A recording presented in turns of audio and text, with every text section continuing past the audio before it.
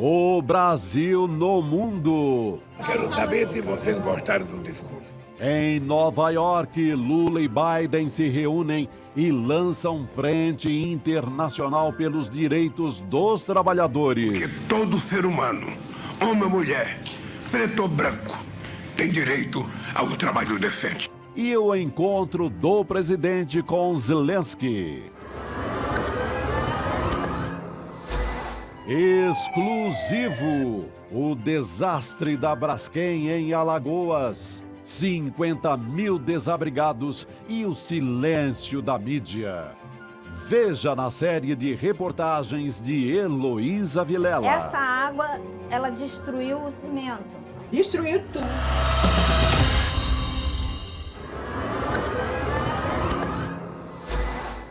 STF no olho do furacão. Estamos aqui julgando o destino dos povos originários do nosso país. Ministros votam marco temporal e retomam debate sobre aborto.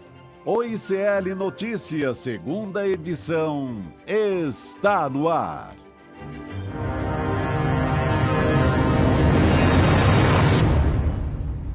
Olá, muito boa noite para você. Seja muito bem-vindo, seja muito bem-vinda ao ICL Notícias, segunda edição.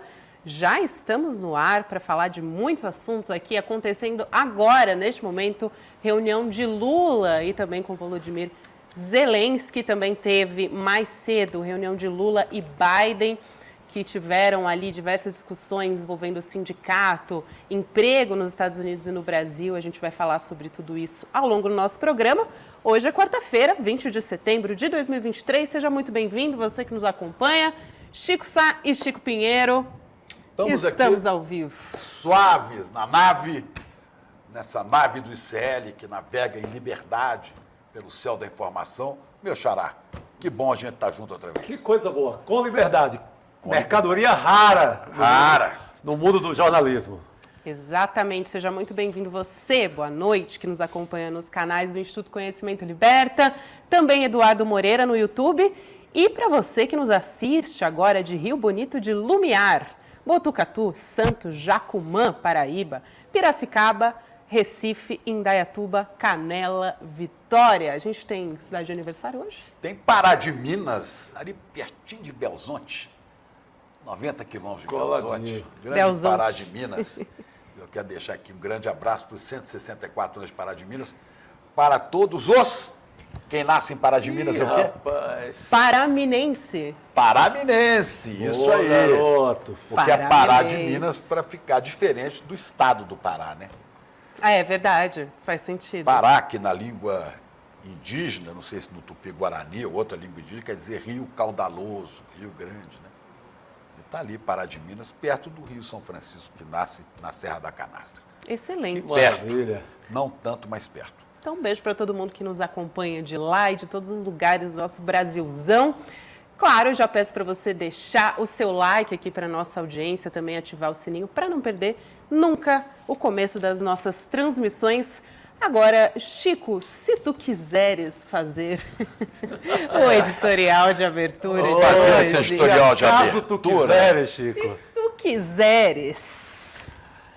Vamos voltar a um tema, embora os personagens sejam conhecidos, né? O personagem é muito conhecido nosso, infelizmente, pelas ações que tem desferido contra a imprensa, mas trata-se de liberdade de imprensa. E ontem, né, aparentemente constrangido, naquele auditório da Organização das Nações Unidas, o presidente da mesa diretora da Câmara dos Deputados, deputado alagoano Arthur Lira, assistia ao discurso primoroso do nosso presidente Lula, motivo de orgulho para todos os brasileiros. Eu não sei, parecia que ele estava um tanto incomodado. Em alguns momentos, tem um vídeo aqui, em alguns momentos ele discretamente aplaudia, mas a cara era essa aí, ó. E aplaudiu também quando o presidente Lula falou de liberdade de imprensa, inclusive citando o caso mais grave dos últimos tempos, que é o caso da censura a Julian Assange. Sim. Vamos ver aqui o trecho que o presidente Lula falou de liberdade de imprensa? Vamos ver?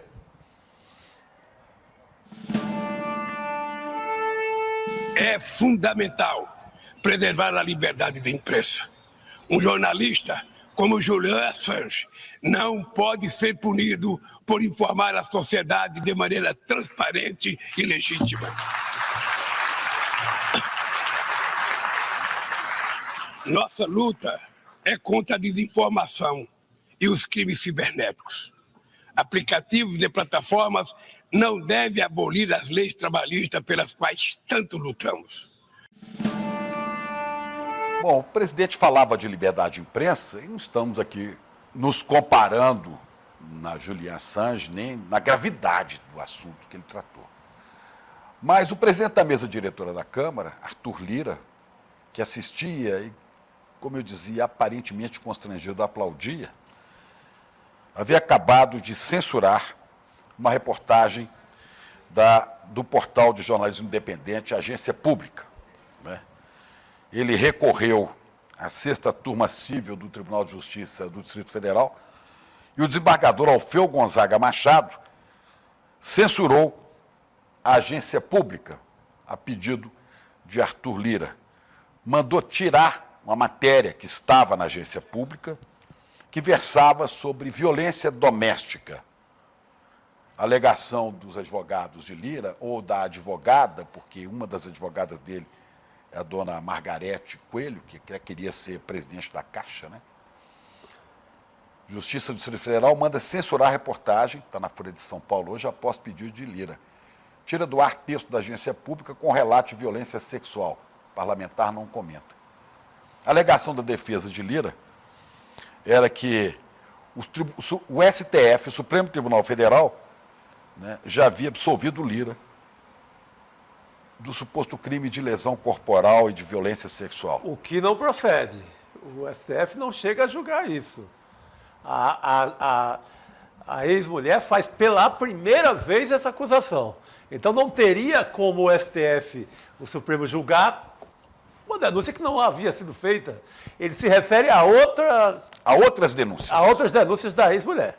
Do passado. Exatamente. Só que Juliane Lins fez novas acusações, inclusive entrevista exclusiva aqui para nós, aqui do ICL. Exato. Onde ela falava que tinha sido violentada pelo ex-marido, por Arthur Lira, numa crise de ciúmes, aparentemente. Ela falou para a gente aqui sobre isso. Exato. Então foi isso que foi publicado aqui no ICL. Ele meteu um processo contra o ICL, não conseguiu mandar retirar do ar o que a gente tinha publicado, mas conseguiu calar a Agência Pública, o Congresso em Foco, exatamente, um portal de notícias veiculado pelo portal UOL, conseguiu mandar tirar também, censura, mandar tirar, porque eram acusações sobre o comportamento dele. E são novas acusações de fatos que ocorreram, de fato, há muito tempo, em 2006. Esses, como o Chico Sá lembrou, não haviam sido estudados ou apresentados ao Supremo Tribunal Federal. Perfeito, Chico. Essa ação liminar, ajuizada esse pedido de liminar, ajuizado por Arthur Lira, de remoção da reportagem da Agência Pública, esse pedido de liminar do Lira havia sido indeferido na primeira instância pelo juiz Luiz Carlos de Miranda, da 14ª Vara Civil de Brasília, em 3 de julho deste ano, e também pela própria 8ª Vara Civil de Brasília, quando foi novamente analisado e indeferido, em decisão indeferido, dia 20 de julho, pelo juiz Leandro Borges de Figueiredo. Só que ele entrou novamente com esse pedido, e então o desembargador Alfeu Gonzaga Machado concedeu a liminar, autorizando a censura à Agência Pública. Então, a gente abre com esse protesto contra o presidente da mesa diretora da Câmara. Ele não é exatamente o presidente da Câmara, mas também conhecido como vice-rei do Brasil, porque tem o centrão na mão e faz chantagens em cima do governo de Luiz Inácio Lula da Silva. Ou você me cede o que Centrão pede, me dá a Caixa Econômica Federal de porteira fechada, com 12 vice-presidências, ou não passa nada aqui no Congresso, vocês não governam. Arthur Lira, bolsonarista declarado, usa camiseta de Bolsonaro e que defende de maneira negociada, terrível, os interesses deste grupo a que chamamos de Centrão e que os brasileiros um pouquinho informados sabem muito bem o que significa este grupo. É o mesmo grupo que quer aprovar a reforma eleitoral, tirando avanços das mulheres na composição das chapas para deputado e também de cotas de negros e por aí vai. Por aí vai. E é o Centrão de Arthur Lira. De não querem porteira emprestar. fechada, né? Vê o tratamento que ele dá à Caixa Econômica Federal. Pois é, e só para completar, mudando de assunto, vem bomba daqui a pouco, porque Guga Noblat esteve hoje com ele, o inelegível, o imbrochável Que encontro, hein? Jair Bolsonaro. Que belo Foi uma encontro, hein? audiência de tentativa de um acordo. E eu sei que isso terminou em treta pesada. Daqui a pouco você vai saber aqui no ICL Notícias, segunda edição. Vamos nessa? Vamos nessa. Falando em bomba, em Arthur Lira, Alagoas, vamos chamar a Heloísa Vilela, porque a Elô foi até Alagoas e trouxe de lá uma série de 6 reportagens especiais que a gente vai mostrar a partir de hoje, aqui no ICL Notícias, segunda edição. Até a semana que vem também, um desastre ambiental, humano em Maceió, né, Chico? Cometido pela empresa Braskem, que é uma empresa de mineração. Elô, antes da gente começar com você, vamos assistir a matéria, né, essa reportagem, e aí para a Elô poder resumir para a gente o que ela encontrou lá em Maceió. Vamos lá? Uma vista de tirar o fôlego. Com o mar de um lado e a lagoa de Mundaú do outro.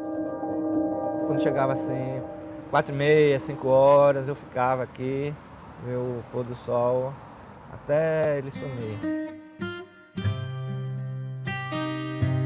Há 5 anos, a beleza da área, em plena região urbana de Maceió, em Alagoas, desapareceu. No dia 3 de março de 2018, a terra tremeu por 12 segundos no centro da cidade. Foram 2,5 graus na escala Richter.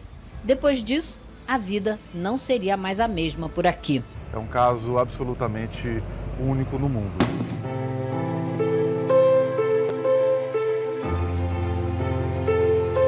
São 5 bairros com mais de 50 mil pessoas que foram obrigadas a sair daqui ao mesmo tempo.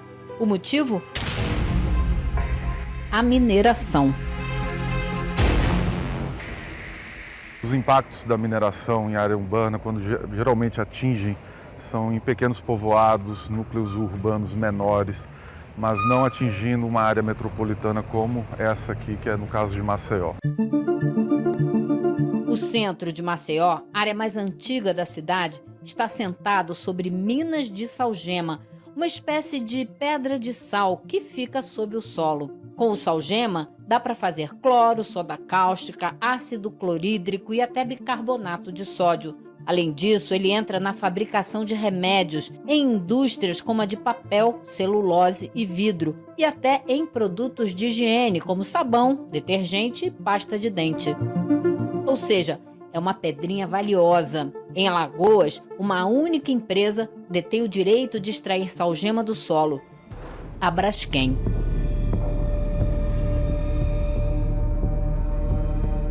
Desde a década de 80, aponta-se inúmeros riscos que envolviam a exploração de salgema numa área altamente antropizada, urbanizada como essa aqui. Em 1970, o governo brasileiro deu à Braskem o direito de explorar o mineral de Maceió. Naquela época, a empresa se chamava Salgema. Até 2018, ela cavou 35 minas a cerca de 1.000 metros abaixo das casas dos moradores e extraiu mais de 1 tonelada de salgema de cada uma. Os buracos que a Braskem abriu no subsolo deixaram a superfície instável e perigosa. Só que os moradores não sabiam o que acontecia no subsolo de suas casas. O licenciamento ambiental de todo esse processo de exploração da salgema, ele tem inúmeras falhas. Falhas que vão desde a comunicação aos moradores que estavam morando numa área que tinha exploração debaixo dos seus pés, então nem todos e todas aqui sabiam disso. Diego Freitas Rodrigues é doutor em ciência política e coordenou, na pós-graduação da Universidade Tiradentes, o estudo sobre as consequências do abalo. Foram mais de 50 mil pessoas que foram expulsas de suas casas.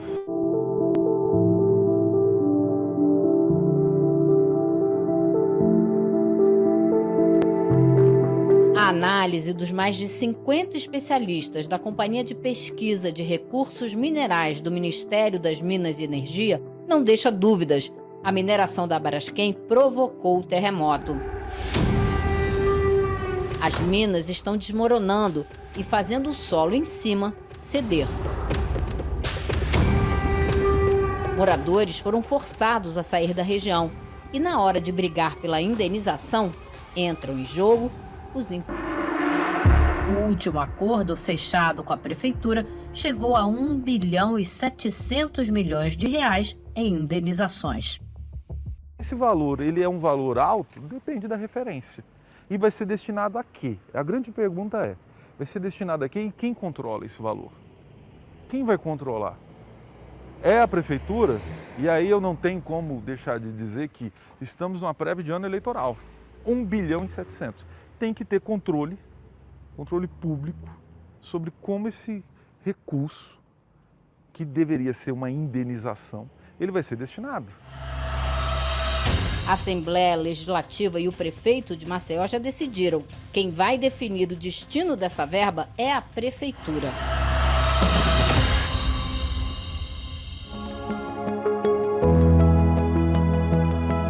Nas próximas reportagens, você vai ver o que acontece na vida dos moradores dos bairros atingidos pela tragédia. Essa água, ela destruiu o cimento. Destruiu tudo. E por que a mídia fala pouco do que já é chamada da Chernobyl alagoana. Meu vizinho, Ronaldo, ele cometeu suicídio aqui.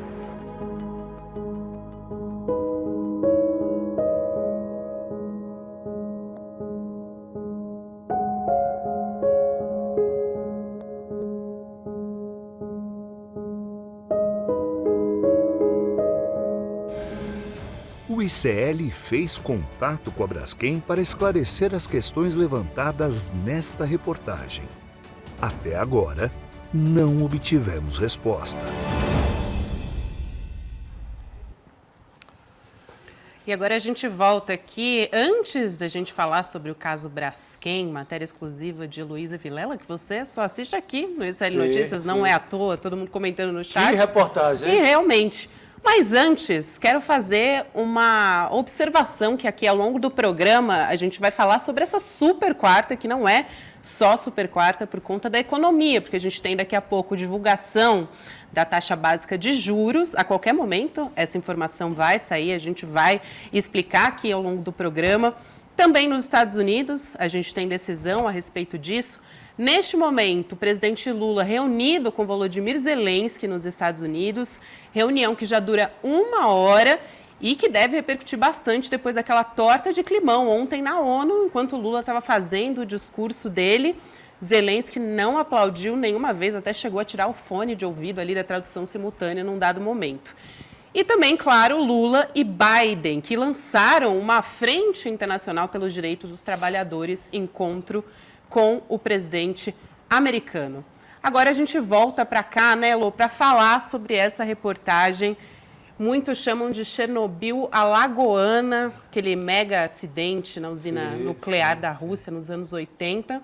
Em Maceió, a gente teve 50 mil afetados e a gente não ouve falar disso. Aqui no nosso chat, todo mundo comentando, a gente não vê isso em nenhum lugar. Não vê na mídia nenhuma, é terrível. O que eu vi na mídia, Elô, foi essa empresa, a Braskem, anunciando no maior cara de pau, no Big Brother Brasil desse ano, anunciando que estava trazendo soluções para o mundo novo, que estava ajeitando o meio ambiente no Brasil. O que eu vi foi isso, uma propaganda que revoltou muito os moradores de Maceió.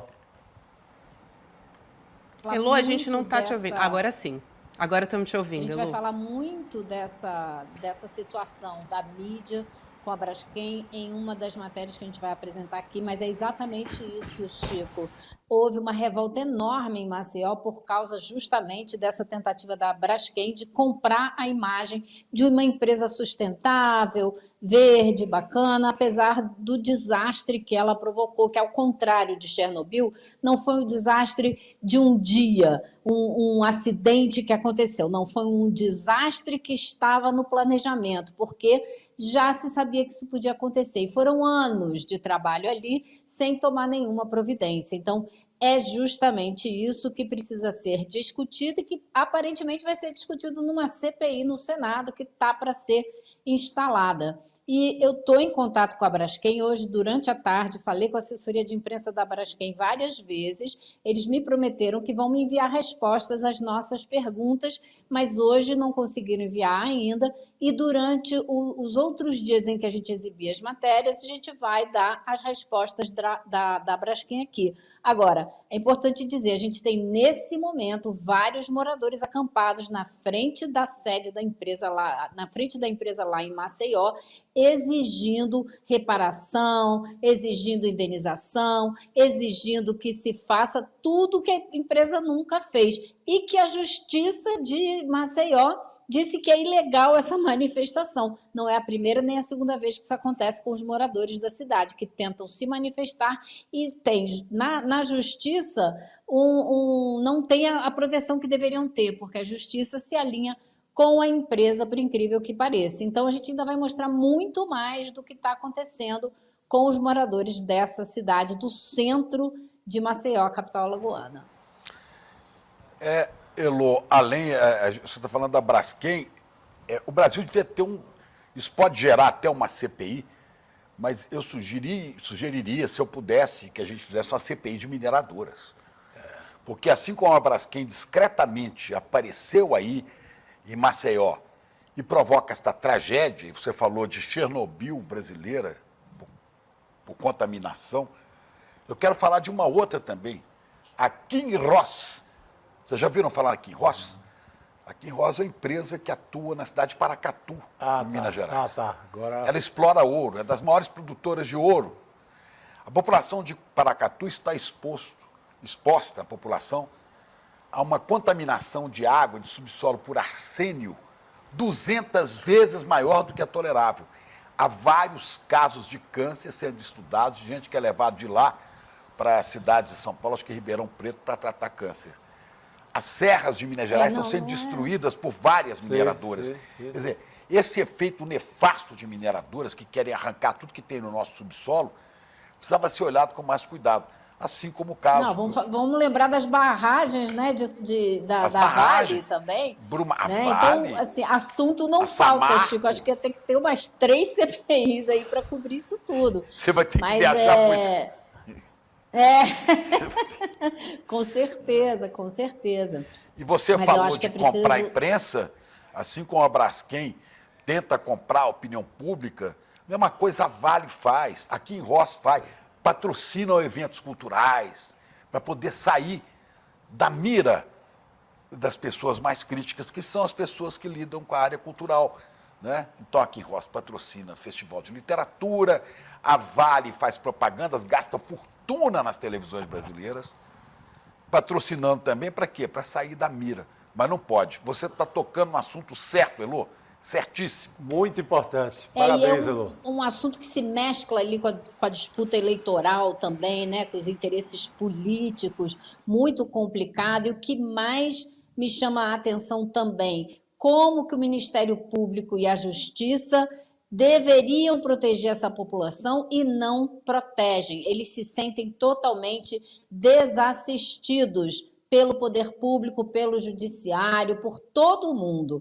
E agora eles entraram com uma queixa-crime, porque a Braskem nunca foi criminalizada pelo que aconteceu. Existem acordos, processos na justiça, mas nenhuma criminalização. Então agora eles querem criminalizar o que a Braskem fez na cidade. Elô, Demorou, né, como você diz. Inclusive, você conversou com o senador Renan Calheiros, né, a respeito de ter uma CPI para investigar esse crime ambiental e social também da Braskem, né? Vamos assistir esse vídeo, eu acho que a nossa produção separou aqui para você poder trazer também as informações depois de quando começa a CPI e o que a Braskem quer, né? Os terrenos também, enfim, vamos entender essa história, mas antes a gente vai colocar esse VT, entrevista que a Heloísa Vilela gravou com o senador Renan Calheiros. A gente está com ele, ok, pessoal? Está garantido o começo dessa CPI? Garantido, do ponto de vista regimental, uma mineração irresponsável ditada pela ganância de lucro fácil, acabou fazendo com que a Braskem, ao longo de quase 50 anos, fizesse uma mineração dentro da capital, não colocasse nada efetivamente no lugar, e nós tivemos como consequência o afundamento do solo de vários bairros de Maceió. Eu espero que tudo isso se faça rapidamente para que a gente possa também rapidamente instalar a comissão parlamentar de inquérito pela importância dela. O Brasil precisa conhecer esse assunto, nós estamos preocupados com a solvência da própria empresa. Em 2021, fizeram uma distribuição de lucros de quase 8 bilhões de reais. A Braskem assumiu a responsabilidade pelo acidente ambiental, pelo crime ambiental, e passa a ideia, numa propaganda insistente, de que está resolvendo tudo, honrando todos os compromissos, o que não é verdade. Ela fez a indenização dos imóveis, já são quase 18 mil imóveis indenizados. Passou a ser dona do imóvel, do terreno do imóvel. E quer ser dona. No acordo com a Prefeitura de Maceió, ela quer esses terrenos todos para ela. O que seria um absurdo você proporcionar um crime dessa natureza, o maior crime ambiental urbano do mundo, com 200 mil vítimas, e ainda ter de volta esses terrenos que foram afetados para ter lucro imobiliário. Isso é um horror. Há um esforço conjunto hoje do Estado no sentido de que nós tenhamos essa solução. O que nós queremos é que, antes de ser vendida, a Braskem cumpra com o seu dever. Pague a quem absolutamente tem direito. Está garantido. Pois é, então essa CPI, a leitura dessa CPI, que é o primeiro passo do processo, né, será na semana que vem no Senado. As assinaturas já estão todas recolhidas, são mais de 40 assinaturas, o mínimo necessário são 27, e ela será no Senado e não naquele show de horrores que a gente vê na Câmara, quando é uma CPI na Câmara dominada por aquela turma que vocês já conhecem, né? Então vai ser no Senado, promete ser mais civilizada, e o objetivo é justamente, entre outras coisas, levantar qual é a real situação da Braskem, quanto que ela vale, porque na opinião de muita gente ela já não vale muita coisa, está tentando passar adiante o seu passivo, escondendo os problemas sérios que ela ainda tem que resolver, e distribuindo lucros, como falou o senador aí, distribuindo dinheiro como se fosse uma empresa que está nadando em lucro, e a gente sabe que ela tem ainda muitos problemas pela frente, por isso a urgência de resolver e de avaliar essa situação da Braskem lá em Maceió. É isso aí, só para pontuar, o ICL fez contato com a Braskem para esclarecer essas questões que foram levantadas nessa reportagem da Heloísa Vilela, mas até agora a gente não teve resposta. Elô, vamos falar sobre esse encontro que está acontecendo agora entre Lula e Zelensky? Acabou nesse momento. Acabou agora, Acabou então. esse encontro, Então, informação de momento, a gente mais acabou de uma hora de encerrar. Encontro, né? Acho que essa é a primeira informação vital. E eu queria ser uma mosquinha para ver como é que foi, mas a gente ainda mais depois de ontem, né, Lô? Poxa, foi um encontro esperadíssimo, porque Lula só tinha conversado com Zelensky por videoconferência, a primeira vez que eles se encontram pessoalmente, existia muita pressão para que isso acontecesse. Agora, não deve ter sido uma conversa fácil, porque a gente sabe que o Zelensky sempre quer. Ele quer mais armas, ele quer apoio à ação armada da Ucrânia, coisa que o governo brasileiro se recusa a fazer e continua se recusando. E fala de construir um diálogo, de construir a paz, que é absolutamente incompatível com fomentar a continuidade dessa guerra. Então, deve ter sido uma conversa bastante interessante. Pois é, bastante interessante. E a gente teve também... Você quer comentar, Chico, a Não, respeito disso? era Desculpa. só o Lula tinha dito que ia abrir as orelhas ali, ia só ouvir, né? Porque ele já tinha se colocado à disposição para falar com o Zelensky naquela viagem anterior dele, e o Zelensky caiu fora. Sim. Né? Nós, os jornalistas, estamos atentos a essa questão, a gente condena, sim, né, a invasão do Putin a outro país. O Putin não vale uma roela. Agora, olha no Zelensky, que não é o paladino da justiça, nem da defesa do próprio país. Está fazendo o jogo de interesses da indústria armamentista. Enfrenta um desgaste sem tamanho no próprio país, né, com os conterrâneos. E queria armas até do Brasil. E ele sabia de antemão que o Brasil não cederia. Tanto é que o presidente Lula hoje, antes dessa reunião, teria dito que ele estava indo lá para ouvir, que ele não tinha muito o que dizer. Porque o Zelensky é que estava querendo que ele falar. aceitou o convite para a reunião e quer lá conversar com ele sobre o que ele quisesse falar. É. E eu acho assim que a gente pode fazer e deve fazer sérias críticas ao Putin, mas eu acho que a gente não deve nunca se esquecer que o Putin foi levado a essa situação. Ele foi encurralado e levado, na minha opinião, levado a essa situação pela sede de expansão da OTAN, pela sede de expansão norte-americana na direção da fronteira da Rússia. Então, é um tema bastante complexo e que nada justifica uma guerra, nada justifica a matança que está acontecendo.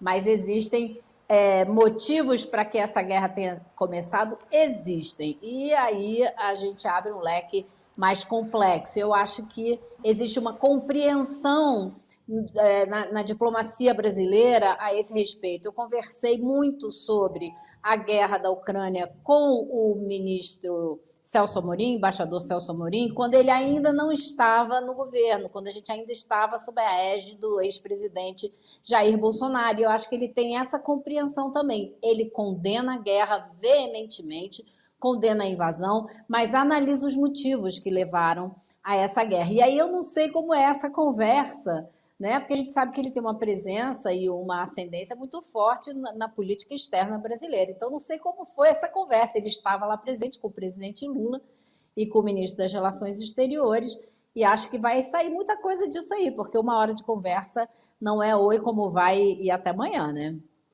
E vamos tem imaginar todo um contexto, né, essa história aí de Lula e Zelensky, porque em maio era para eles terem se encontrado ali na cúpula do G7, aí depois o governo brasileiro falou que Zelensky atrasou, não compareceu à reunião, já ficou um mal-estar ali. Aí ontem a gente teve a história da ONU também, que Zelensky não aplaudiu o discurso de Lula. E já tinha uma série de declarações, até do próprio presidente Lula, que agora está numa posição, inclusive, fez um discurso bastante neutro ali, mostrando que tem outros conflitos no mundo, para além da guerra de Rússia e Ucrânia, que precisam ser olhados também, mas agora também não diz mais, não coloca mais Zelensky como responsável pela guerra, né? Ele mudou completamente o tom e acho que isso é muito positivo também para as relações do Brasil.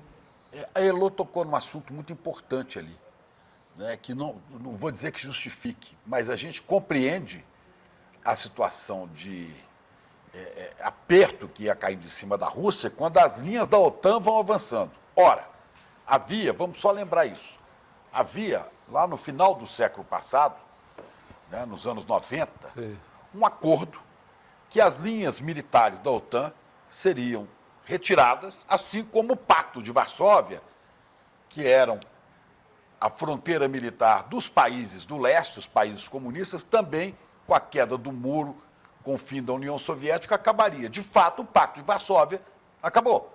Só que a OTAN não retirou as suas linhas, ao contrário, aumentou, botou mais de 30 novos países como membros da OTAN e foram chegando na fronteira russa.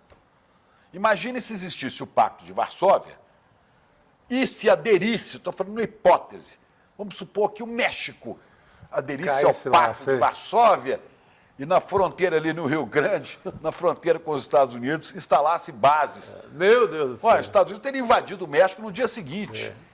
Né? É só para fazer exercício. Essa analogia é fundamental, Chico, que você está fazendo. Fundamental para as pessoas entenderem o que é o sentimento do lado de lá da fronteira da Ucrânia, como a Rússia vê esse avanço da OTAN na direção das suas fronteiras. Vou dizer de novo, não justifico guerra alguma, porém, existiu uma promessa que foi feita lá atrás para o Gorbachev, nem mais 1 centímetro, eu acho que é o que eles diziam. E foi justamente o contrário que aconteceu. Os Estados Unidos permitiram e incentivaram o avanço em direção à fronteira. Outra coisa que é importante lembrar, houve uma chamada Revolução Maidan na Ucrânia em 2014. Revolução essa que a gente sabe, alguns estudos mostram, que foi totalmente patrocinada, financiada pela CIA. A gente conhece essa história de trás para frente e de frente para trás. E por que a CIA queria fazer essa revolução, fomentar essa revolução lá? Para ter um aliado ali do lado da Rússia. Então, assim, geopolítica é fogo, né, gente? Não é fácil, a brincadeira, o joguinho de xadrez internacional não é moleza. E também não tem nenhum bonzinho, né? Então, a gente chegou nessa situação que eu acho que, nesse ponto, eu concordo inteiramente com a posição do governo brasileiro. Não tem nada que patrocinar, se envolver e alimentar essa guerra. Tem que continuar no discurso da paz, que é o que interessa ao sul global, é o que interessa aos países da África, é o que interessa a todo mundo que não está diretamente se beneficiando desse incentivo ao gasto em armamento, que é um desastre para o planeta. Chega, gente, a gente precisa cuidar do clima, a gente precisa cuidar da sobrevivência da espécie humana nesse planeta, e não vai ser fomentando guerra que a gente vai chegar lá. Pois é. OTAN vista daqui, nos olhos dos outros, é refresco. Quero ver. Fica do lado de lá para ver o que é. Você vê a OTAN chegando com suas tropas, com suas armas, né? Já chegando ali na Finlândia, já ocuparam vários países que pertenciam ao bloco soviético. Quer dizer, isso aí tem que ser visto.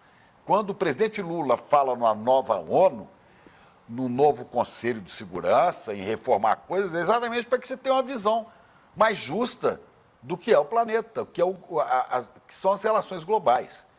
Né? E isso não quer ser visto. Se o Zelensky entrasse na do Lula lá atrás e tivesse, vamos negociar, bom, perderia a Crimeia, já estava perdida, dessa não vão recuperar. A Crimeia, inclusive, fez um plebiscito, se declarou mais russa do que ucraniana. Mas iria se discutir isso e milhares de vidas seriam poupadas. Mas o artista do momento, o Zelensky, também não quis conversa. Contava com a OTAN por trás dele, com armas do Ocidente, com os Estados Unidos. Só passou o chapéu para ter mais arma. Apoio estadunidense, vamos partir para cima. O Putin parte para cima do lado de lá. E eu sei que quem paga a conta são os civis. A população. A população que perde. E o mundo inteiro, né? Porque você teve uma crise de energia gigantesca, a Europa está pagando preço caro.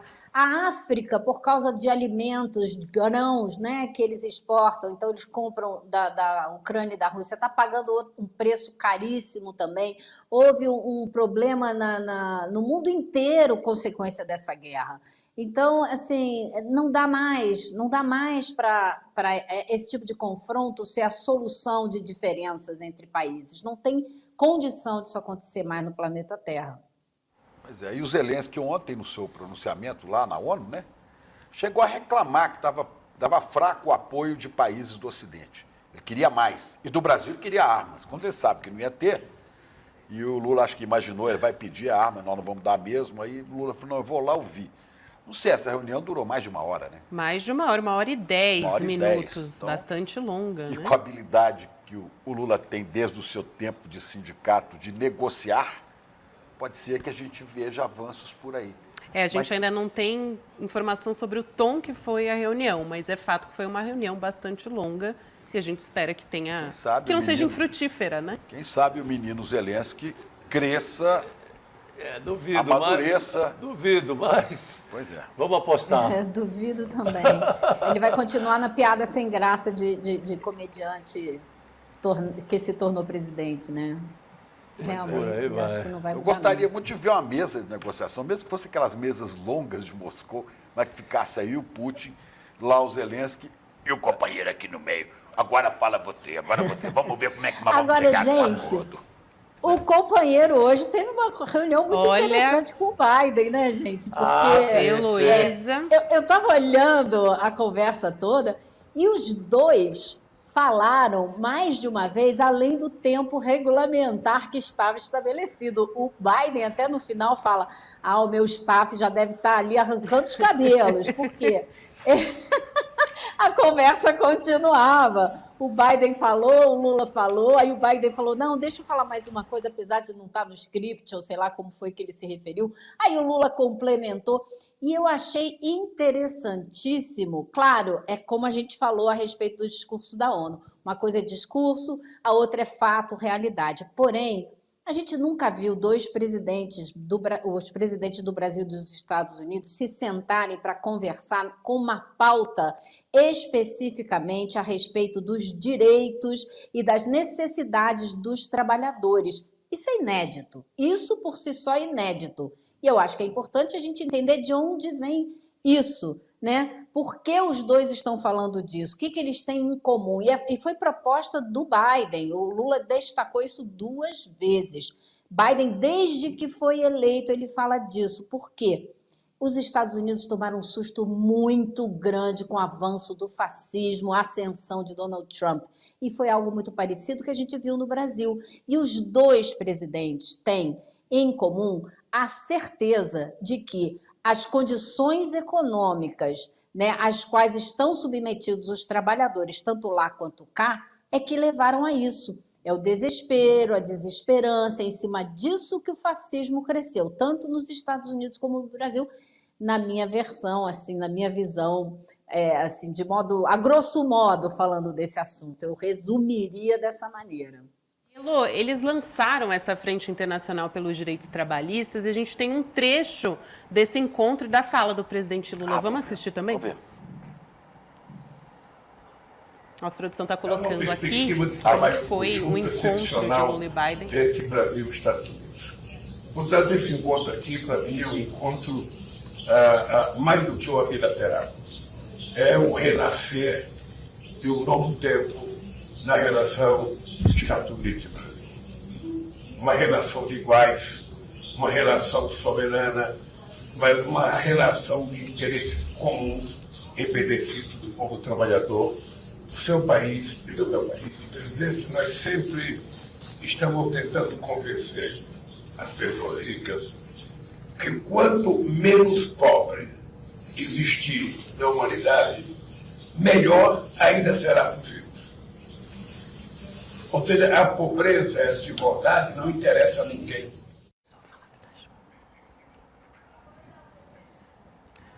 Antes da gente voltar a falar sobre isso, só quero dar um aviso rapidinho de que o Banco Central reduziu a taxa básica de juros em 0,5%. A gente tem juros que foram para 12,75%. Daqui a pouquinho a gente vai falar sobre isso, Chico.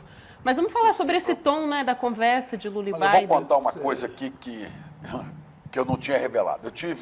Durante a campanha, tive alguns momentos com o presidente Lula, durante a campanha à presidência.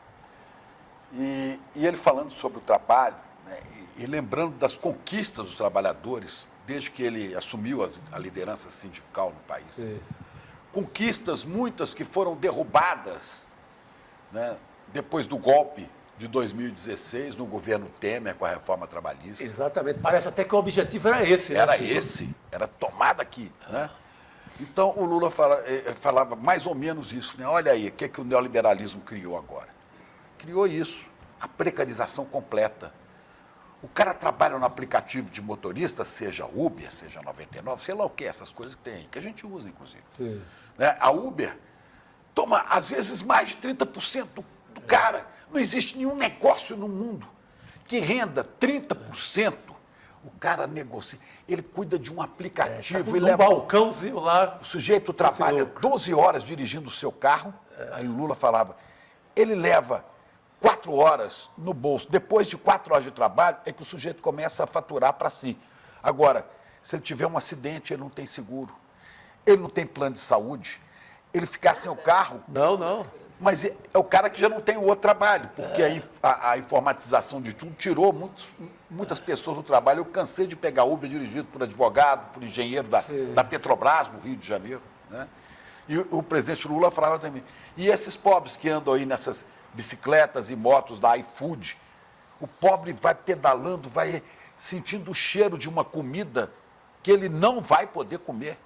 Quer dizer, é tudo tão absurdo, né? E sem nenhuma garantia, sem nenhuma segurança do trabalho. Clandestinidade total. Né? Nada. E é uma coisa de interesse desse neoliberalismo e também não nos iludamos, também da China, que também tem interesse em manter esse tipo de coisa. É contra isso que eu acho que o presidente se reuniu, né, Elô?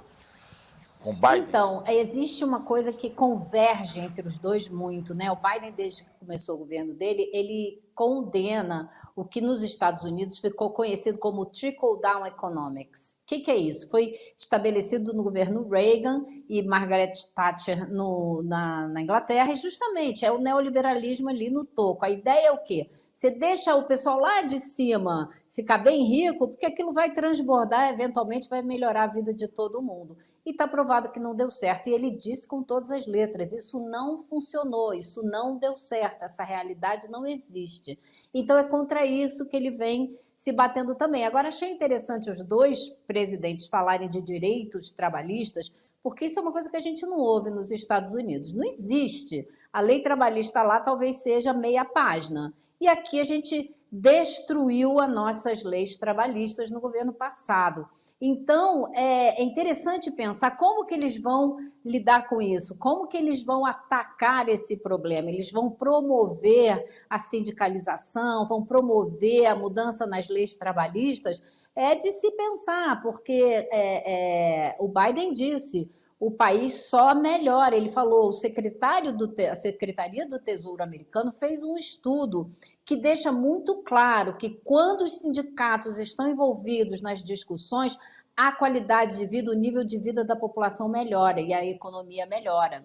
Então, eu achei que foi assim, uma conversa rara, né? Rara da gente ver e bastante interessante. Resta saber como será a aplicação disso na realidade, né? Em que isso vai se transformar de verdade.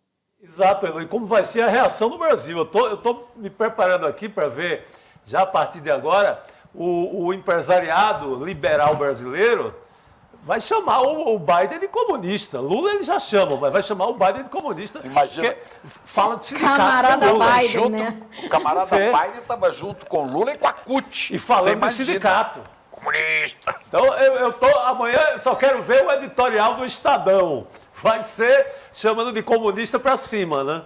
Agora, é muito interessante isso, né, Chico? Eu estava conversando hoje com a professora Denilde Rousaker, que é professora de Relações Internacionais, e ela diz que foi um acordo muito astuto de como os dois governos encontraram ali um ponto em comum para discutir, né, para fortalecer essa relação bilateral. Porque, né, Lô, tem vários pontos ali que Estados Unidos e Brasil não concordam ou então que pisam um pouco ali, vamos dizer assim, né, no calo dos Estados Unidos. Ontem o Lula falou de Julian Assange, né, que foi preso por conta dos Estados Unidos, de Cuba é ótimo, né? Cuba, criticando o embargo dos Estados Unidos. Sim. Então, nesse sentido, foi um ganho muito grande para o Brasil essa iniciativa. Foi um golaço, assim. Todo mundo avalia como realmente um sucesso. A gente tem que prestar atenção também que foi o Biden que propôs. Né? Exato, então, por que o Biden está propondo isso? Ele sabe que é um ponto de convergência possível, ele quer uma aproximação com o Brasil, ele não quer que o Brasil fique voltado só para o BRICS e só para o desenvolvimento das relações do Sul global. Existe toda uma estratégia nisso aí, né, que não é à toa. Os Estados Unidos não querem perder a influência na América Latina, eles sabem que existe um movimento muito grande de comércio, de investimento em infraestrutura que a China está fazendo, tanto na América Latina como na África. E os Estados Unidos começaram a correr atrás do prejuízo, porque com todos esses acordos de FMI, Banco Mundial, o resultado concreto para esses países é quase nada, não ficam com um porto, com uma estrada, com uma ferrovia, nada disso. E a China está fazendo tudo isso. Então, existe aí um jogo político muito sério acontecendo e o governo americano foi bastante esperto, bastante astuto. Eu concordo muito com o que ela te falou, Gabi, porque foi lá procurar um ponto de convergência para poder costurar uma aproximação maior com o Brasil. É isso, e também um momento muito difícil para Joe Biden, né? Vale a pena ressaltar também. Câmara dos Estados Unidos marcou primeira audiência sobre impeachment para a próxima semana. Quer dizer, então não é um momento muito bom para Biden, né, Chico Pinheiro? Joe Biden deve estar falando assim, my dear friend Lula, dá um help aqui para enfrentar aquele Trump outra vez, né? O Trump. O Biden deve estar se articulando ali. Agora, o Brasil ficou numa posição muito privilegiada. Primeiro que tem um grande presidente, estadista, espertíssimo, né? Como Lula, experiente. E o Brasil fica no meio dessa disputa, né? Embora faça parte do BRICS, mas está no continente Mas americano. está de olho lá também. O negócio Então é o seguinte, os americanos preocupadíssimos, porque como já diziam lá na ditadura militar, para onde for o Brasil, vai a América Latina. Né? O Brasil arrasta muita gente. A China de olho também. Então, com o grande negociador que é o Lula, a gente pode ver, né, como para o Sul, esse Sul subdesenvolvido, menos rico do planeta, como tirar vantagem de ser o fiel da balança. Né? Perfeito. Isso o Lula sabe fazer e certamente negocia com olho nisso. A gente tem mais um vídeo dessa parceria Lula-Biden também, que foi postado nas redes sociais. Vamos acompanhar como é que foi. Desde que voltei à presidência no Brasil, tenho me empenhado em reconstruir um outro país. Em poucos meses, conseguimos uma coisa extraordinária. Já criamos, nos primeiros 8 meses, 1.200.000 empregos formais. O salário mínimo começou a aumentar acima da inflação depois de 7 anos. 80% das negociações coletivas estão sendo feitas com ganhos reais acima da inflação. E aprovamos, presidente Biden e diretor-geral do OIT, aprovamos no Congresso Nacional, depois de décadas de espera, uma lei que garante à mulher receber o mesmo salário que o homem exercendo a mesma função.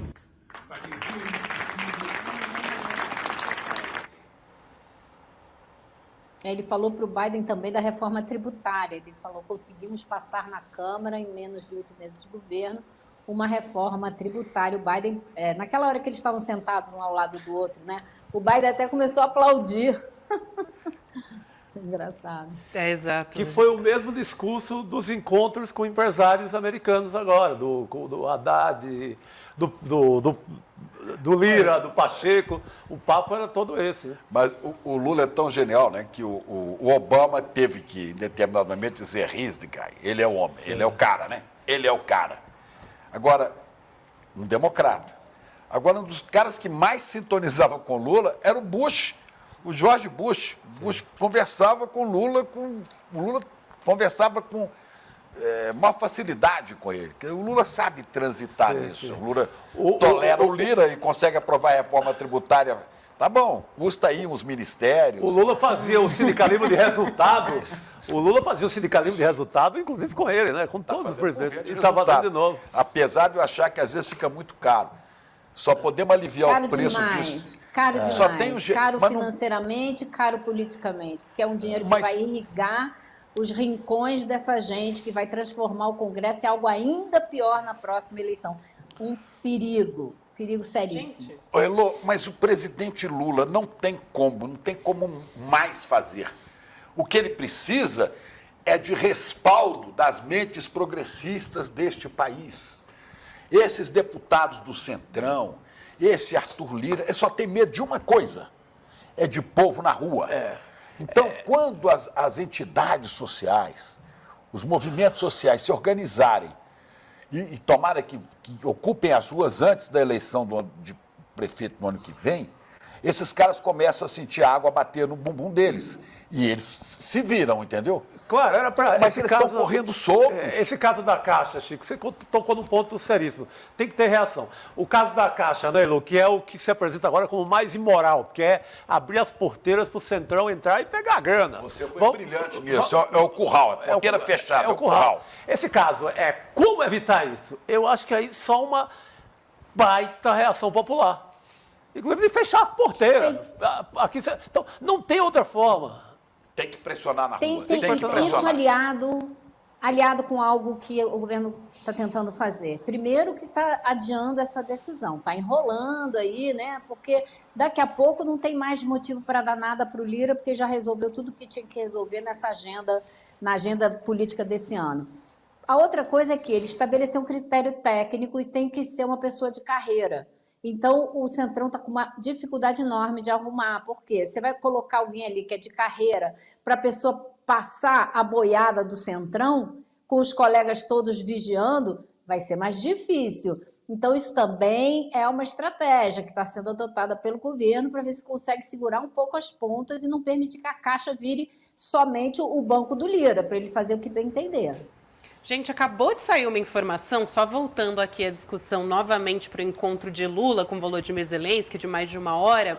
O ministro das Relações Exteriores, Mauro Vieira, ele deu uma declaração ali rapidinha sobre esse encontro, disse que o encontro foi amigável e que os dois vão continuar dialogando pela discussão da paz. A gente tem esse vídeo da frase, né, da declaração do ministro Mauro Vieira a respeito do encontro. Vamos assistir? Zelensky tiveram uma reunião, uma longa discussão, num ambiente tranquilo, amigável, em que trocaram informações sobre cada um dos países e a situação do mundo neste momento. Os presidentes instruíram também suas equipes, os seus ministros do exterior, a continuar em contato para desenvolver as relações bilaterais e discutir as possibilidades de paz. Aí. Elô, vamos ver, né, o que vem por aí. Os detalhes a gente deve descobrir em breve. Querida, um beijo para você. Os ministros continuam conversando sobre a situação de seus países para construir a paz. Não é assim que ele termina? Exatamente. Para a construção Isso é da paz. importante. Na diplomacia, qualquer vírgula já vale. É importante. Então, ele Elô, mas o que vale para construir a paz. Elô, o que vale é a foto, né, na verdade. Para a diplomacia, para tudo. Para o mundo é a foto. Os dois estão aí, finalmente. Tá até um sorrisinho ali do Zelensky, olha só. O Lira não, mas o Lula não está muito sorridente, não. O Lula está mais sério. Mas me chama a atenção o Zelensky ali. A dor no quadril, ele está com uma dor danada aí no quadril, não deve ter sorrido muito. Eu acho importante, assim, o Mauro Vieira falou pouco, mas terminou com o recado, que é o recado do governo brasileiro. Continuar conversando para construir a paz, ponto. Não é conversando para ver como que faz a Ucrânia ganhar essa guerra, né? Então, está dado o recado, assim, a conversa pode ter durado 1 hora, mas me parece que o governo brasileiro não arredou pé de sua posição, mas isso é uma leitura muito preliminar e talvez muito apressada, só com uma frase do Mauro Vieira, né? É isso aí, Elô. Vamos ver como é que vai ser. Um beijo para você. Obrigada por mais um dia. Bom trabalho por aí. Falou, pessoal. Até. Até. Boa noite, querida. E já vamos puxar o Copom, né, gente, do Banco Central, que anunciou agora há pouco. Meio pontinho? Meio pontinho, um corte na taxa Selic. Não é nada mesmo. Não, deve ser pelo menos 1, né? 1%. 1 era o ideal. Caiu de 13,25% ao ano para 12,75% ao ano. Segunda redução nesse ano, e quem vai explicar essa coisa toda pra gente, qual que vai ser o efeito prático na nossa economia, porque é isso que a gente quer saber, né, André Campederi? Boa noite. Boa noite, Gabi. Boa noite, Chico. Boa noite, Chico Pinheiro. Faz tempo que eu não vejo o Chico noite. sair. A gente ficou tanto tempo aí junto aí de manhã, Chico. Exato. A gente teve então essa queda, né, de 0,5 pontos percentuais. Eu li agora também o comunicado que o Copom fez, né? Aí alguns pontos importantes. Ele está sinalizando, primeira coisa, que a queda deve persistir ainda esse ano, e também está sinalizando que durante o ano de 2024 não deve encerrar o ritmo de queda da taxa Selic. Então, a gente vai ter então a queda, não sabe se ainda no ritmo de 0,5 ponto percentual até o final do ano, pelo que está sendo colocado lá no comunicado, parece que está garantido. Então, esse é o primeiro ponto importante. E eles estão falando um pouco de questão de inflação de serviços, que deve olhar um pouco uma questão dessa. Aquele economês de sempre lá, para tentar fingir que eles estão redigindo alguma coisa de verdade, não meter o copia e cola que eles sempre fazem, né? Mas, então, o mais importante que a gente tem é que já está sinalizado que você vai ter essa redução pelos próximos meses, e você está desfreando, né? Eu gosto de usar a imagem do freio de mão ou do freio mesmo, né? Que a taxa Selic não é um acelerador, ele é um freio. Então a gente está pausando, a gente está deixando de apertar o freio para tentar começar a acelerar a economia. A gente está vendo que tem setores como o industrial que está estrangulado, e o setor industrial é o que precisa mais de financiamento, de crédito, de taxa de juros baixa. Então, eu acho que esse é o primeiro ponto para a gente levar em conta, gente. Isso aí, muito Meu bem. sonho é que se terminasse o ano abaixo dos 2 dígitos, mas pelo visto não há chance, né? Aí é muita utopia, Terminar Chico. 9,75, mas não há chance, talvez nem o ano que vem, talvez no fim do ano que vem, né? Basicamente no ano que vem deve ter, né? Mas esse ano não tem. O Bob Fields III, ele é muito pragmático, extremamente pragmático, e ele colocou na cabeça que vai ser meio ponto, vai ser meio ponto. Ele é só o presidente e outros votos. Não, mas você sabe que é muito difícil, às vezes, você votar contra o seu próprio chefe, né? Então, ele tem um poder de persuasão muito grande, né, no comitê, né? Então vai ser esse meio ponto aí, até o final do ano aí, já está bem claro. O Bob Fields III. Quando termina o mandato do Bob? Falta um ano, 2 meses e 10 dias. Eu estou contando aqui.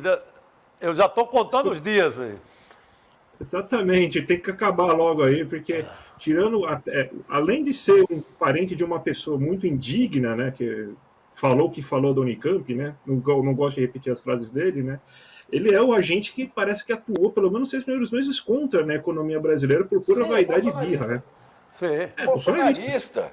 Bolsonarista, sabotador de política econômica, a gente sabe disso, né? É de família. É de família. André Campedelli, muito obrigada aqui por dar esse posicionamento para a gente, pelo que aguarda agora a gente por aí, né, depois dessa taxa Selic. Vamos ver. Bora ver. Tá no caminho, né, gente? Tá Valeu, certo. André. Obrigado aí. Obrigado, gente. Até Até mais. Boa noite para todo mundo. Boa noite. Quero atualizar aqui o placar agora da tese do marco temporal, que está no Supremo Tribunal Federal. Oba. O ministro Dias Toffoli concluiu o voto, ele que é contra a tese do marco temporal e propõe que o poder público faça reparações por ter concedido direito a terras para não indígenas que atuavam de boa fé. Essa discussão ela vai ser retomada amanhã, então ainda faltam 4 ministros que vão votar. Estou aqui acompanhando essa transmissão que foi encerrada, o STF que retomou o julgamento sobre a validade da tese do marco temporal para a demarcação das terras indígenas. Neste momento, placar, então, de 5 votos a 2 contra a tese, essa tese que é aquela que prevê que os povos originários tinham que estar na terra a partir da promulgação da Constituição de 1988. Então, é um debate muito preocupante aí para os direitos dos povos indígenas. A gente vai continuar acompanhando essa história. Falta um voto. Faltam, Como na verdade, maioria. 4 ministros. Adivinha quem são os 2 votos? Vocês são capazes de imaginar? Nem imagino. Será que a gente Quais tem um foram os palpite? ministros que deram 2 votos contra os povos originários, contra os indígenas? Quem será? O mesmo ligados àquele cara que acabou São dois ministros política colocados indígena. lá por interesse que cumprem as ordens do patrão, do chefe Jair Bolsonaro. André Mendonça e Nunes Marques. É o que temos. Guga já está entre nós. A gente vai falar sobre isso também, mas Guga, não tem como a gente começar por outro assunto, né? Chico Pinheiro já deu até spoiler, né, Chico? Não se fala de outra coisa. Você viu o Imbrochável de perto? O Imbrochável, ele estava no hospital, já tinha voltado ao recôndito do seu lar.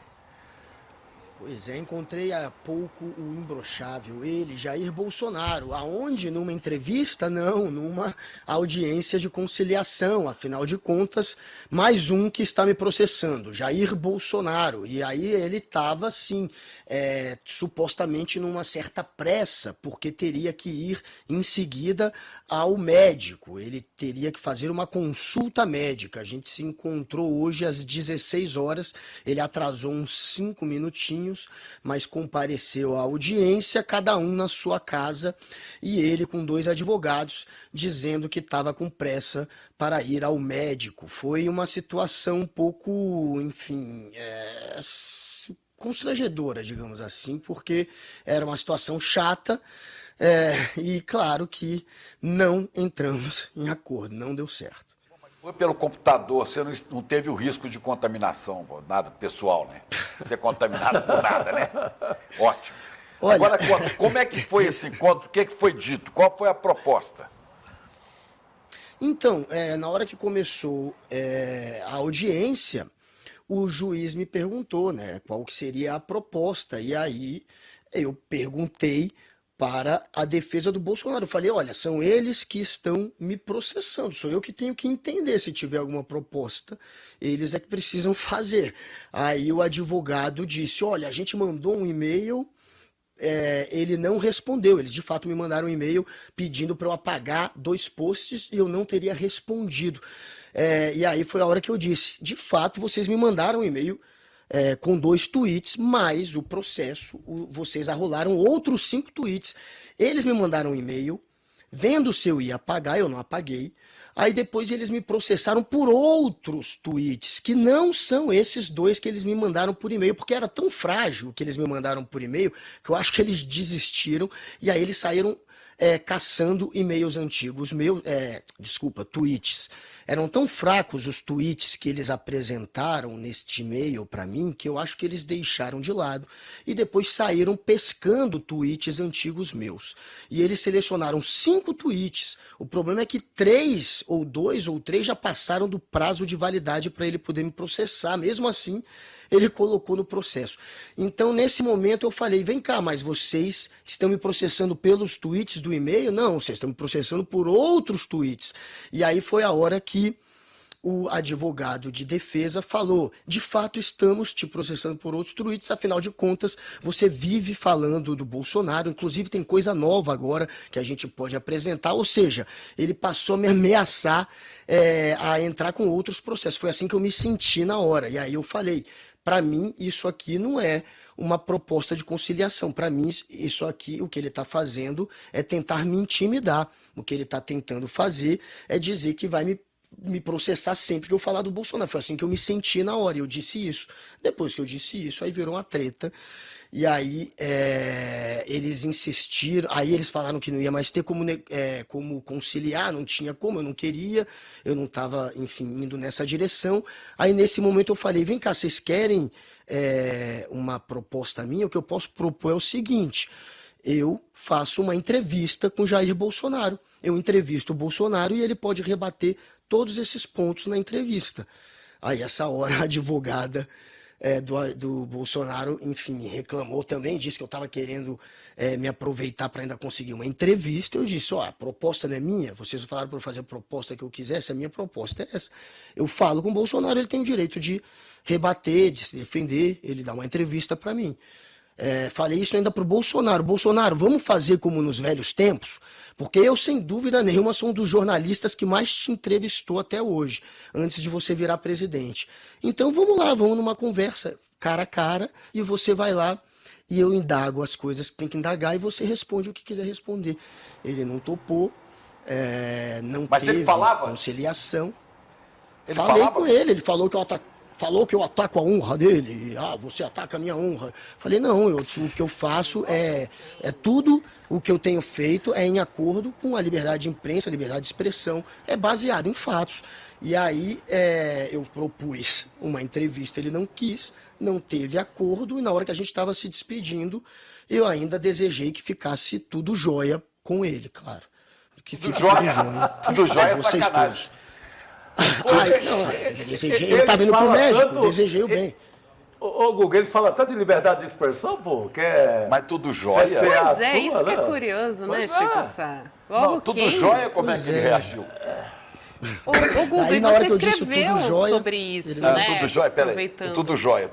Você disse tudo jóia o quê? Tudo jóia. Quando eu disse tudo jóia, que já era no finalzinho, foi nesse momento que a gente estava se despedindo, eu falei, espero que fique tudo jóia com vocês. Pronto. Aí ele olhou para mim, e aí ele, 2 segundos depois, saiu, desligou, derrubou a live dele, deixando o pessoal ali ainda falando e conversando no final e se despedindo. Ele saiu um pouco antes, talvez por conta do ter desejado o bem dele. Tudo jóia. Que fique tudo bem. Ex-presidente, aliás, a gente chama sempre ex-presidente presidente. Presidente Jair Bolsonaro, desejamos aqui para ele o quê? Tudo jóia. Vamos lá? Tudo jóia. Tudo jóia. O melhor, né? Tudo jóia, claro, como disse jóia. Guga. Rara também. Rolex, Patek Philippe. Ô, Guga, e você escreveu sobre Bolsonaro hoje, inclusive, no Metrópolis, né? Acho que tem a ver com o que você está falando sobre o longo caminho aí da prisão de Bolsonaro, que é algo que a gente vem falando aqui ao longo das últimas semanas, né, que precisa percorrer aí o devido processo legal, mas é algo que todo mundo espera, né? Esse momento é muito esperado. Inclusive, nosso chat, toda vez que a gente fala sobre isso, as pessoas falam, mas e aí? Quando vai ser? Quando? Não, tem uma angústia nacional, né? Todo mundo está esperando isso. Mas olha,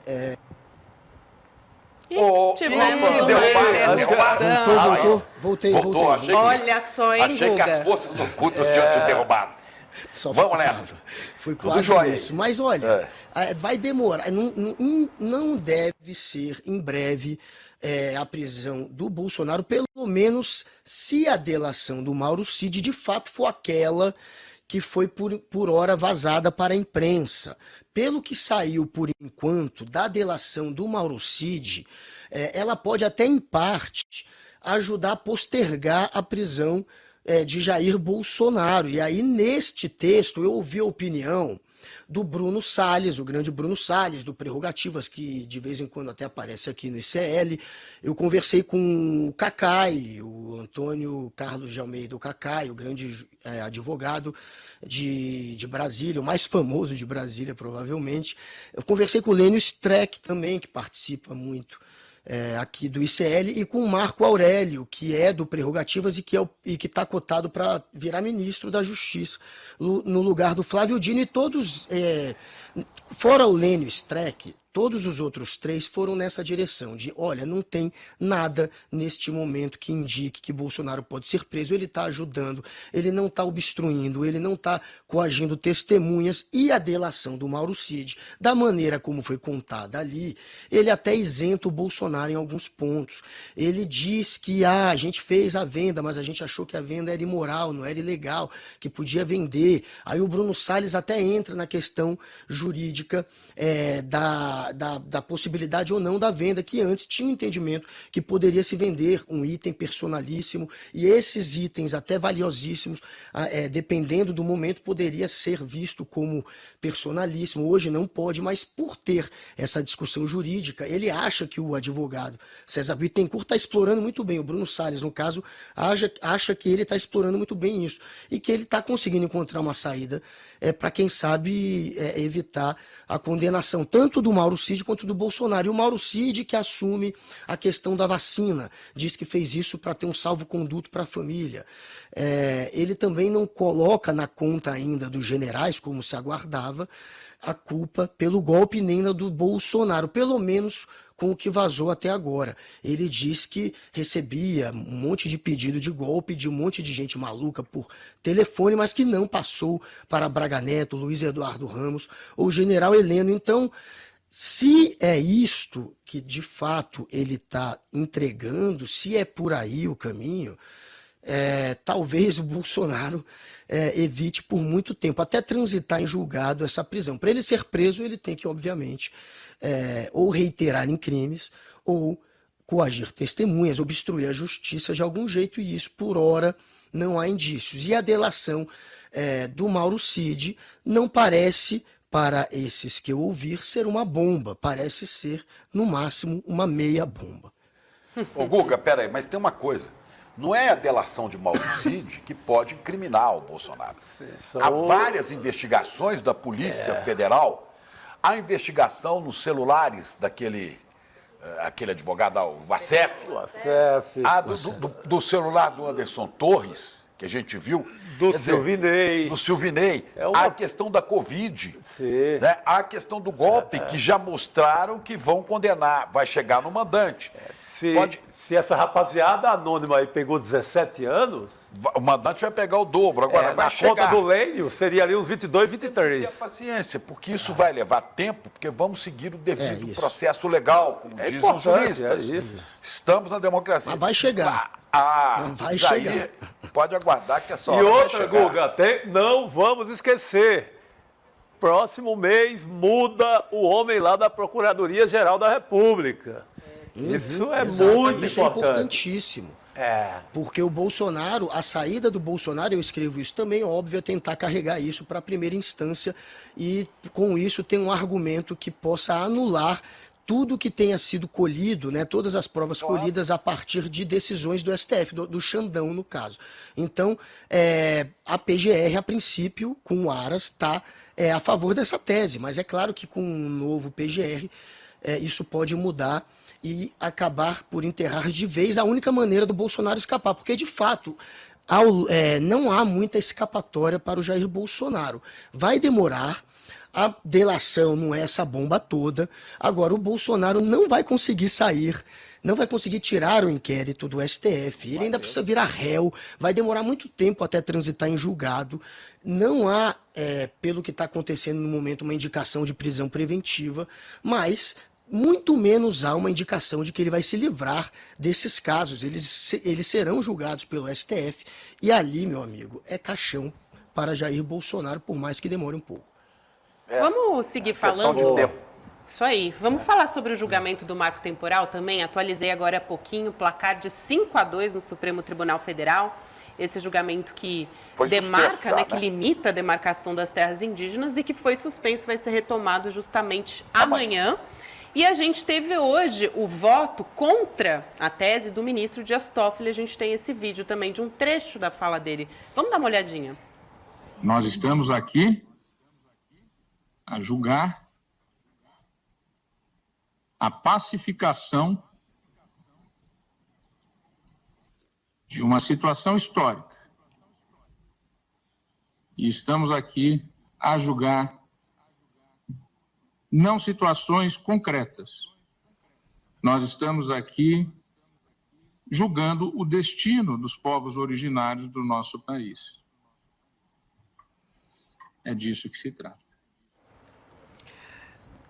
Pois é, então a gente votaram contra Fachin, Alexandre de Moraes, Zanin, Barroso, agora também Dias Toffoli, e, como já disse o Chico, votaram a favor Nunes Marques e André Mendonça, os ministros indicados por Bolsonaro, né, Guga? Os boys do Bolsonaro. Os boys de Bolsonaro, Bolsonaro as boy.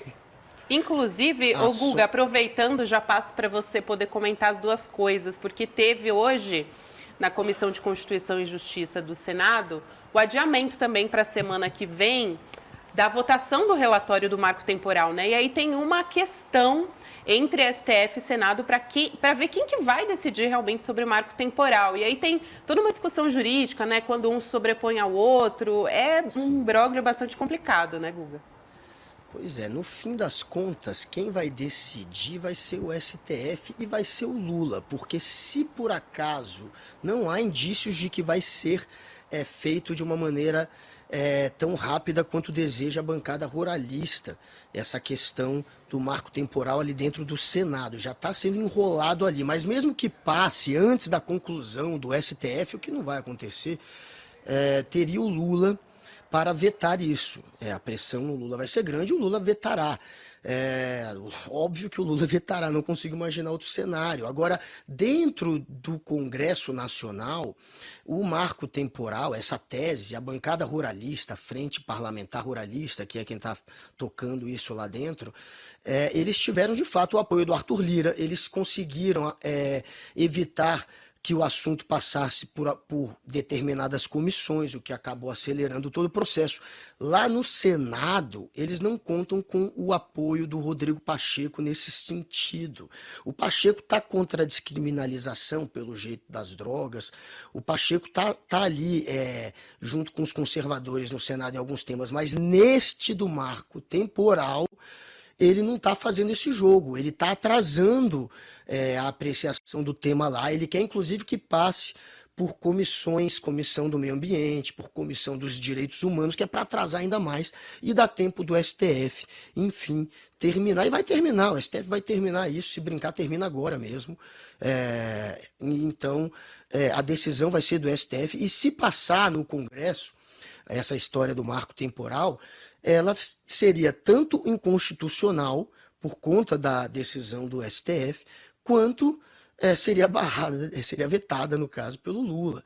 Então, a Sônia Guajajara, que é a ministra dos povos indígenas, ela já dá como certo que o marco temporal será enterrado, e no STF ela aposta uma aposta até pessimista, eu acho que vai ser por um placar mais largo, ela aposta em 7-4 contra o marco temporal.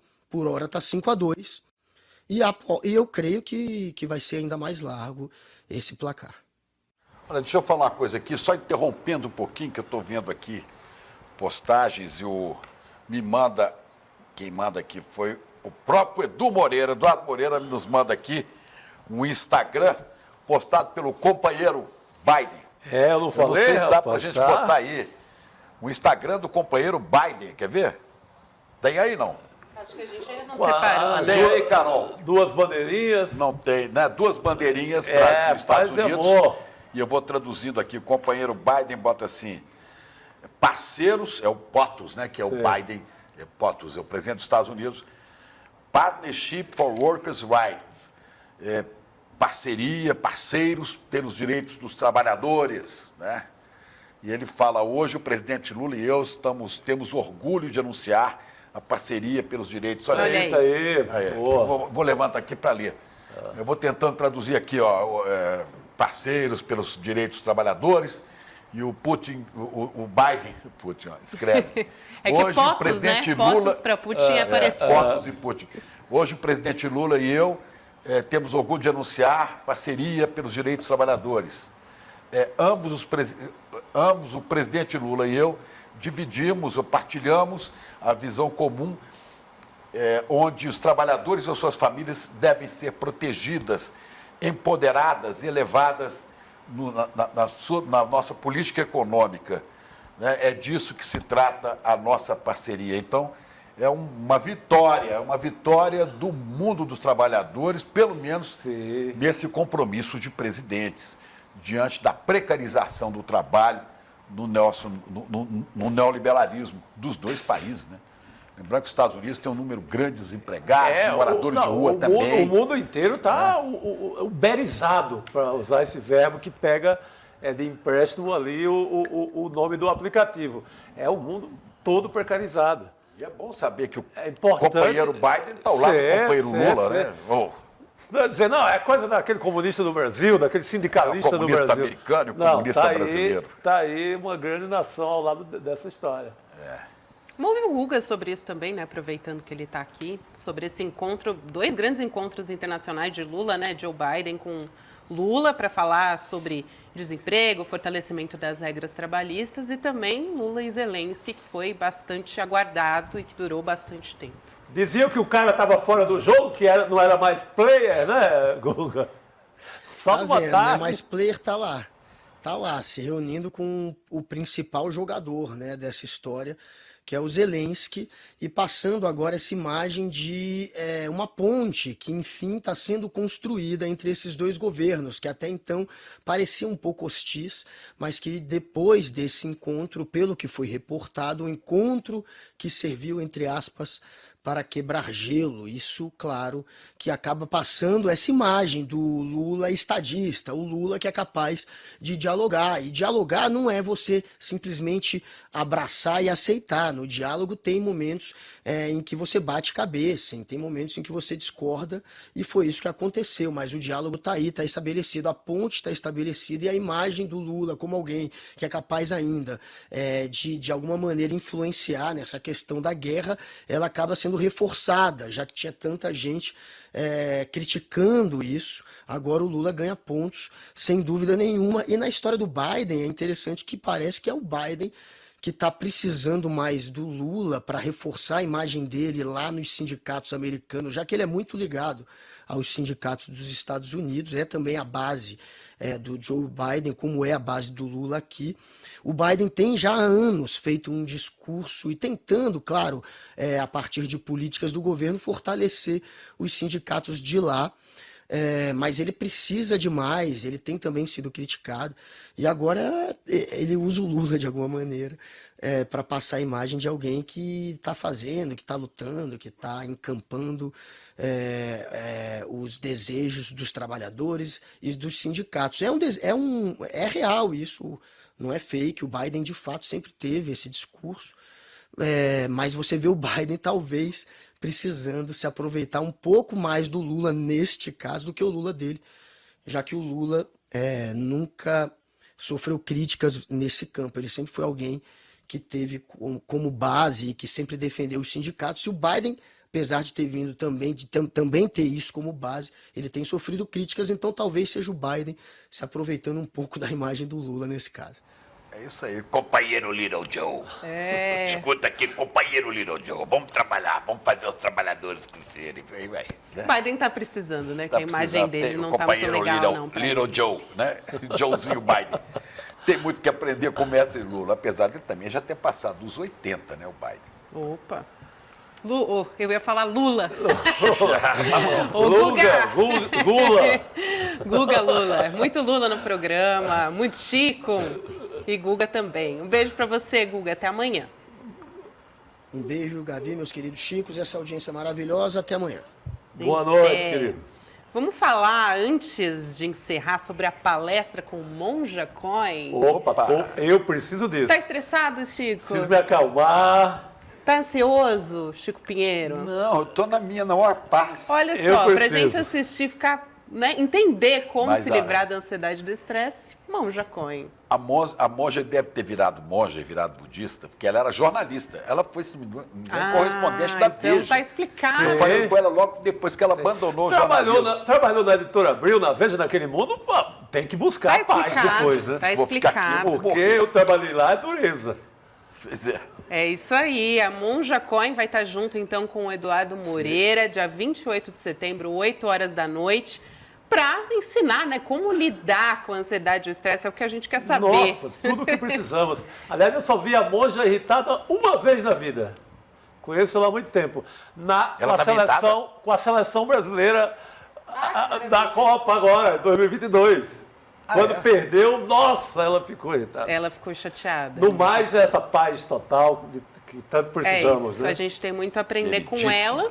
E aí você pode, claro, acompanhar essa conversa se inscrevendo no icl.com.br/N2, 8 horas da noite do dia 28 de setembro. E você fica agora com o Sinapse CL. Os queridos Roberta Garcia, César Calejon vão entrevistar o Everton Carvalho, advogado, rapper e líder do movimento negro brasileiro. Estou muito curiosa para assistir essa entrevista, vai ser interessantíssima. Que bacana, a Roberta que foi lá na OAB, hoje ela levantou a bandeira arrasando lá de uma mulher negra no STF. Eu vi, a Roberta é chiquíssima, presidindo a mesa, com toda a força. Muito bom. A OAB de São Paulo defendendo aí o direito das mulheres negras e uma mulher negra no Supremo. Precisamos dessa representação.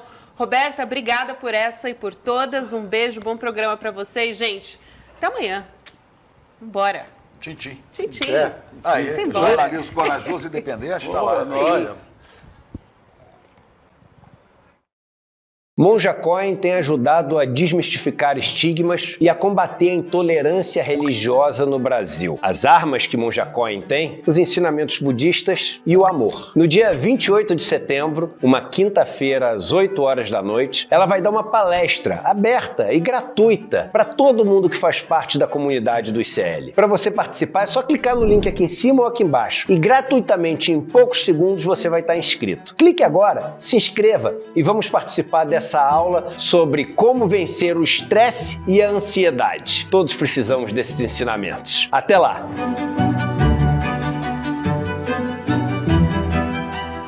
Oi, eu sou Davi Ribeiro, eu sou historiador, doutor em História Social pela USP e professor do curso Por uma Cultura Antirracista. Um curso no qual você vai conversar comigo sobre como as comunidades indígenas e quilombolas, em especial os Guarani-Mbiá e os povos do Vale do Rio Ribeira de Iguape, têm usado a cultura, têm articulado a cultura como uma estratégia para lutar por outros direitos, como os direitos territoriais e o direito à narrativa, ou seja, falar sobre si próprios. Nesse curso, a gente consegue entender melhor de que forma a descolonização pode ser feita e de como estratégias de reparação também podem ser construídas pela sociedade como um todo e também pelo Estado brasileiro. Por que a gente precisa disso? Porque a gente precisa construir uma cultura antirracista. Porque a cultura ela foi uma das áreas mais mobilizadas há séculos para construir uma noção de quem está acima e quem está abaixo em termos de humanidade. Então, para a gente poder superar essa história, essa narrativa, essa desumanização promovida pelo colonialismo e pela escravidão, a gente precisa construir essa cultura antirracista e nada mais, nada melhor do que essas populações indígenas e quilombolas para nos ensinarem que caminho seguir e de que forma isso pode ser construído. Se inscreve aqui no ICL e tem acesso a esse curso e a diversos outros cursos que vão te ajudar a refletir sobre diversos assuntos, diversas questões que são muito importantes para a gente construir uma sociedade mais justa, mais igualitária, mais humana.